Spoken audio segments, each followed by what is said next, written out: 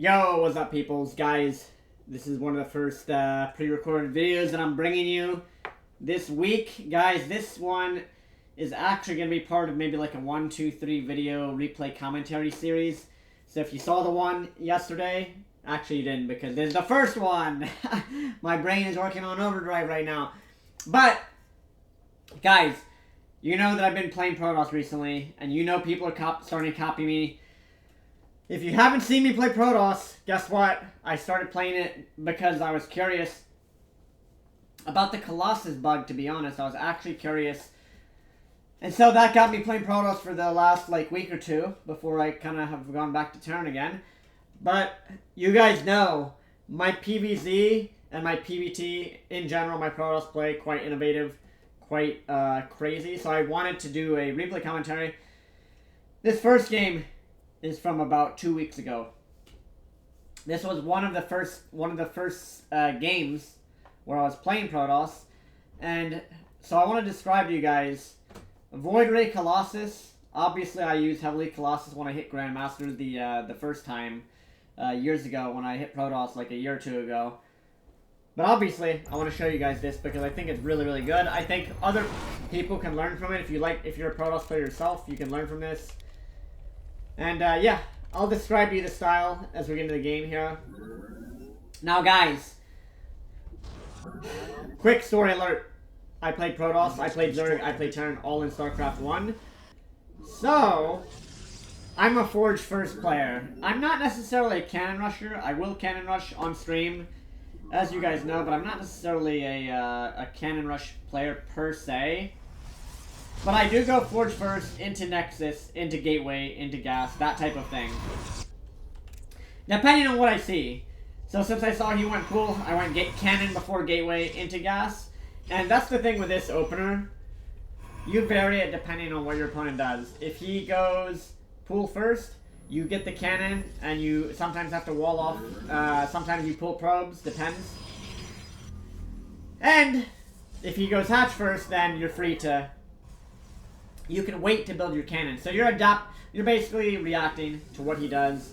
And then you kind of go double gas, gateway. Again, I'm not saying supply numbers because you don't need supply numbers. Now the idea, what is the core idea behind this style of Protoss? Void Rays, Colossus, High Templar. That's the main thing. So 2 Robo, 2 Stargate. I open up 2 Stargate. Every PvZ, basically every single PvZ, if I'm playing this style and trying to win the game seriously, I always open up 2 Stargate into later usually 2 Robo. Sometimes I do 2 Stargate into Citadel, Twilight, into Fast Storm. So I'll end up with Void Rays and Storm. Other games I'll go Void Ray Colossus, and the reason for that being is sometimes. Well, obviously, the whole crux of this style is that I know my opponent obviously is going to counter the Void Rays with something. They have to deal with the Void Ray threat. They can't just let you kill buildings and stuff for free. Obviously, I'm clearing the first 2 Overlords. That's good. +1 weapons on air. I always do that, and that's from StarCraft 1. Sometimes I even get it before Warp Gate, which I think I did this game. Let me see. I did. I actually got +1 air attack before Warp Gate because Warp Gate is not. I don't build gateway units until later on in the game. I play the game backwards. So there's my 3rd Nexus. Very, very important for anyone that wants to play this style. Very, very important right here. You'll notice I do this every single game. Something that I think other Protoss players could learn from that don't do this enough. And I think other Protosses don't do this enough because they don't Forge Fast expand. So they don't have the cannon available to build. But what you'll notice is, and I just want to pause here real quick, we have 2 Stargates. Now look at how I build the pylons. So there's room for a cannon, and then I build the gateways, the late gateways as a wall to block in the cannon. And you'll notice this setup, it's a very meticulous thing. So if he goes Mass Ling, he's not going to be able to kill the cannon. And obviously I can hold the 3rd with Void Rays or Oracles. Some of you may be asking, why not just do this with Phoenix? The reason is, Void Rays have a persistent auto attack.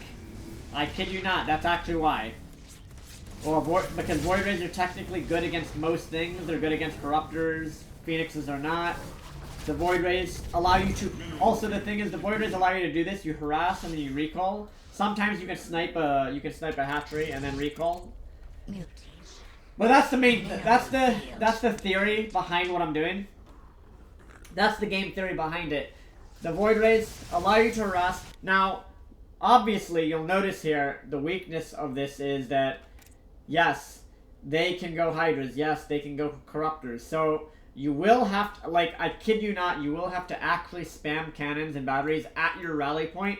And as we all know, and as I complain about all the time on these maps, you've got to protect your rally point. So, at a certain point, you'll notice in a lot of these replays that I'm going to show you guys, in a lot of this style, this 2 Stargate Void Ray into Templar or into Colossus, you'll notice I will start spamming cannons in my rally point off of 3 bases, even some games, not even before my 4th, to make sure I don't die. Because really, that's all you have to do, just don't die. So my Colossus are building, I'm chrono boosting them out of 2 robos. And obviously, I have so much experience playing this style that I know that, yes, you need the Colossus to defend against the Hydras, and once you have them, you're winning. You're winning! You're winning the compositional battle. You're winning... This is kind of mech Protoss, but it's not really mech Protoss. It's more of the ultimate late-game, end-game, high-tech army. Excuse me. You're trying to get a really high-tech army and out-composition the opponent. That part is like mech. Now you'll notice I throw down 2 Stargates. Why?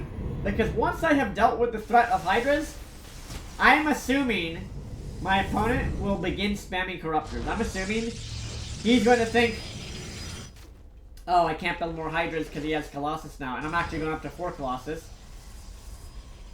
So I'm preparing to spam Voids as my counter to Mass Corruptor, and Void Rays do beat Corruptors. So yeah. And you'll notice again, I managed to find a little moment here to harass the Voids, which is perfect. They can kill spores and stuff really quickly. They kill buildings. I'm microing them here. This gives me time to set up my 4th. Really, really nice. We're watching this replay on times too, guys. I may even speed it up here in a moment. But that is the main idea, guys. Look at all the cannon spam. You do spam cannons for this. Look at the rally point. Again, you need the cannons supporting this composition. That's the key to this. It's a late game comp.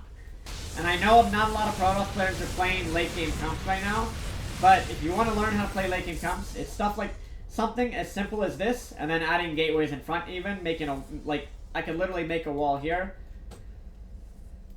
It's good, and you see me doing that here, so it's kind of backwards. I'm going with the core Void Ray Colossus, and then later on I'll add in High Templar and Zealots and Blink Stalkers.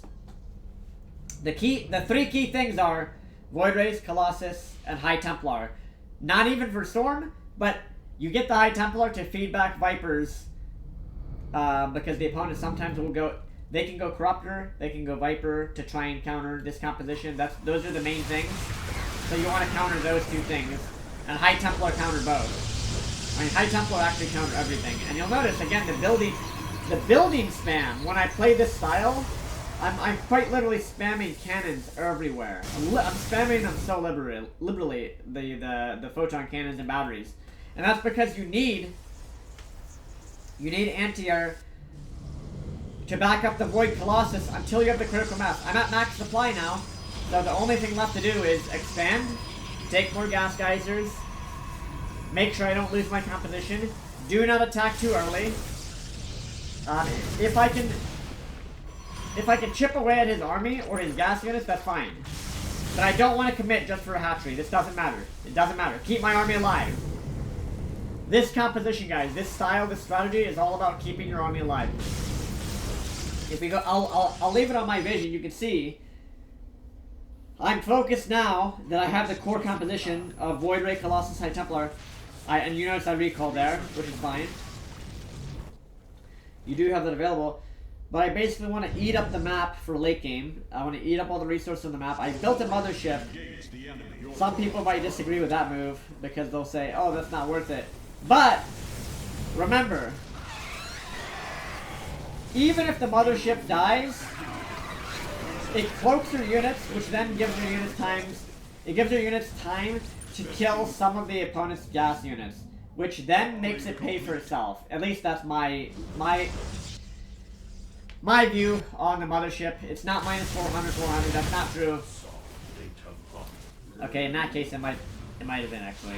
But in general, it gives your army time to potentially damage the opponent's units, their gas units. And now you'll notice in the production tab, all Void Rays, all High Templar, and I want to add in Tempest to the way you deal with Broodlords, which I'll show again in the next video or in one of the next videos in this series of teaching Protoss players how to play Protoss, because apparently no Protoss know how to play this game. The way you counter this is you make Tempest. You get up to about, I'd say, 7 or 8 Tempest. You make a bajillion photon cannons, and you micro your army back and forth. You one-shot the Broodlords with your group of Tempest. The Corruptors come in. You storm them. You use your Archons. You turn on the Void Rays. You do the Prismatic Alignment. So every time the Broodlords move in, your Tempest will fire a shot, kill a Broodlord. If he tries to engage, then you counter-engage with your Void Rays and your Archons and your High Templar. As you can see here, he did kill a Nexus. He lost a lot of Corruptors to do that. Not worth it. So I'm kind of winning the, just the late game battle here. He has more resources, but my army is way better. My army is way, way better. Now again, I'm gonna actually slow down a tiny bit. You'll notice he does actually clean up my air units here. But his army is all Corruptors. So he only has 2 Broods here. Like you can see my Archons and the Colossus chasing them down. Now you see Tempest in production. You see him making Broodlords and Corruptors. His goal is to overwhelm my air units, my Tempest count. My goal is to take out the Broodlords, and then the ultimate late game unit, which I'm not going to tell you guys what it is. Pause the video right now.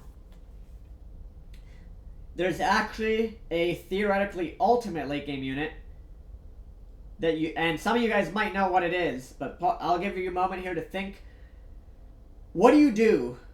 But Avilo, don't I already have the ultimate late game units? I have Tempest, a couple of Carriers, Colossus, Archons, High Templar, but there's actually, theoretically, and this actually applies to many of the matchups, but PvZ, with this style, I've played this for many games, probably hundreds of games. I've probably played at least 1,000 like this. I don't know, maybe not 1,000. I don't know how many games.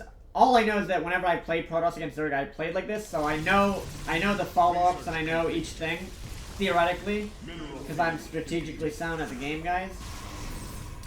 But some of you guys will probably guess what the ultimate late game unit is. Now we have our comp. You notice I'm still building Tempest. What do we add on here? What can we build to make our army stronger? What do we build, guys? When we're at max supply as a Protoss player, what do you do here? What do you do in this situation? What do you build? If you're at 200 supply, what do you build, guys? Is there a unit you can build? No, because you can't build more units. Photon cannons. Shield batteries. That's what you do. A lot of Protoss players, when they get in this situation, they don't realize they need to spam buildings. You spam photon cannons, you spam batteries, you spam them. All of your... You have your army. The opponent cannot fight me now. Theoretically, I'm going to give you guys a top secret thing. All you Protosses out there that think Protoss is weak, Protoss is stronger than Zerg. Protoss is theoretically stronger than Terran. And Protoss actually is stronger than itself. But game theory dictates whichever race has the best endgame army, whichever race has the best static defense structure, whichever race has the capability to outrange the other... What's the longest range unit in the game, guys? Siege tanks on the ground, Tempest in the air. Protoss is actually... this is going to blow your guys' minds because Protoss is not doing too well right now in tournament play, and even on this ladder map pool. People think that Terran is OP or Terran is stronger. Protoss is the strongest of all three races. I'm going to say it now. I know that that is like, people might not understand, maybe people will understand. Look at this, watch. Look at his army. I'm gonna one-shot, I'm actually microing the Tempest, you can see, to one-shot his Broodlord. Feed back every single Viper because I'm a god. I'm the god of mech. And now, I want to take out all the Broodlords. I want to one-shot them, ideally, with the Tempest. It doesn't matter, here's the secret, it doesn't matter if the Tempest die. As long as I trade them for the Broods. And I've been taking out the Broods one by one. I'm actually focus firing. And if he flies in, the Archons will splash all those. So you might win the fight straight up. You might actually win it straight up. But right now, I'm focused. I'm ignoring the Corruptors. Look at this. The Tempests are ignoring the Corruptors. I'm taking out the Broodlords one by one. One by one. One by one.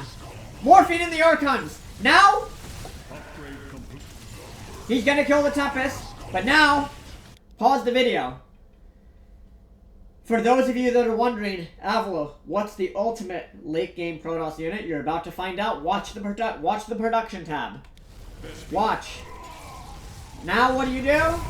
What's the ultimate late game unit? My opponent has 0 Vespian gas. What do? Get ready. That's right. It's a tier 1 unit. The Blink Stalker. Because now, and also I can morph in Archons too. And Zealots as well. But now, his composition is busted. It's completely busted. His gas count, I have defeated this guy via his gas count. His composition is broken. I have broken him. I target fired just through that little bit of micro targeting the Broodlords, ignoring the Corruptors. He can no longer fight me. That's game. That's game, fellas. His units don't shoot down. I have Archons. I have 3. These are 3/3 with 1 shield upgrade. Which, by the way, guys, shield upgrade with this style. Getting the shield upgrade is better than ground armor out of your forge. If you're gonna research any of the ground upgrades, make sure you research plasma shields before you get ground armor. I'm not even joking, because plasma shields applies to photon cannons, shield batteries, Nexus, Nexi, whatever you want to say. It applies to all your units, but more importantly, it applies to Colossus and Void Rays and the buildings. So think of it like building armor for Terran. Kind of think of plasma shields when you play Protoss. It's like the building armor upgrade. You have to think of it like that. And now the interesting thing is, obviously, I could just keep warping in Blink Stalkers, right? I could just keep warping them in. Now I'm actually gonna win this fight here, because he has no Vespian gas. He's screwed. So I warped in around Zealots. If you look at the production tab, guys, though, you'll notice something. I'm actually rebuilding the core composition back again from scratch after all of those compositional battles going boom, boom into each other. The Tempest traded for the Broods. Now his Corruptors are useless. I go back into Mass Blinkstalker, Archon, High Templar. Now he's going back into, like, Hydra, like, low-tier units himself, because he doesn't have the gas to remake 20 Broodlords or whatever. So now you notice on the production tab, now I'm taking a moment with my resources to rebuild that core of Void Ray, Colossus, and ideally even, at this point, I'm not even building High Temple. I'm just going all Void Rays, all Colossus, because now we're so far ahead on the unit compositional, the wheel, this counters, A counters, B counters, C counters. We're so far ahead in that regard that there's no recovery for him, really. Like, my opponent, yeah, he's gonna take out a 400 mineral Nexus. We don't care. We're at max supply. My comp is just gonna roll him over. We're just gonna roll him over. Like, look at this. What's he gonna do here? He has 3 lurkers. Ling's not gonna do anything. He's been compositionally defeated by the god of mech.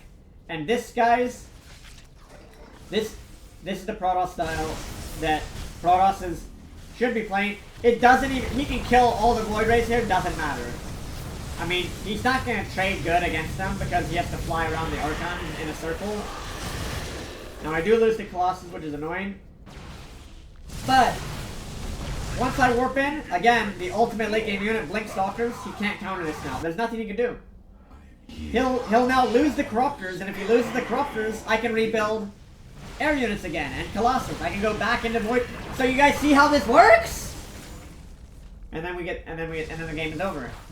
So, guys, this is the first introductory video to avilo's Protoss God of Mech style.